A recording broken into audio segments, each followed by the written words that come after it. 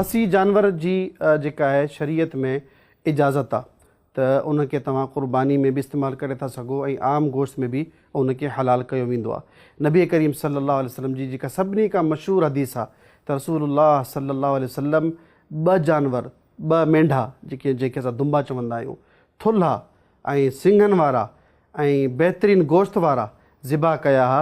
उन में इहे बि अल्फाज़नि मौज आइनी त 2 खसी हुया त नबी करीम सल्लल्लाहु अलैहि वसल्लम उन्हनि खे क़ुर्बानी में ज़िबा कयो ऐं फरमायो हिकिड़ो मुंहिंजी तरफ़ां आहे ऐं हिकिड़ो अल्लाह ताला मुंहिंजे उन उम्मतियुनि जी तरफ़ां आहे जंहिं वटि क़ुर्बानी जी इस्तिताअत न आहे। उहो जानवर नबी करीम सल्लल्लाहु अलैहि वसल्लम जेके ज़िबा कया 2 जा 2 खसी जानवर हुया। लिहाज़ा खसी सां छा थींदो आहे त गोश्त सुठो ऐं सेहतमंद जानवर थींदो आहे, हिन में ऐब कोन्हे को ऐं इहो फितरत में शामिल आहे त जानवरनि में अल्लाह तबारक व तआला इन्हनि जी इजाज़त ॾिनी आहे त खसी जानवर बि ज़िबा थी सघनि था। वल्लाहु आलम, इन में को हर्ज कोन्हे। जज़ाकुमुल्लाह ख़ैर शेख।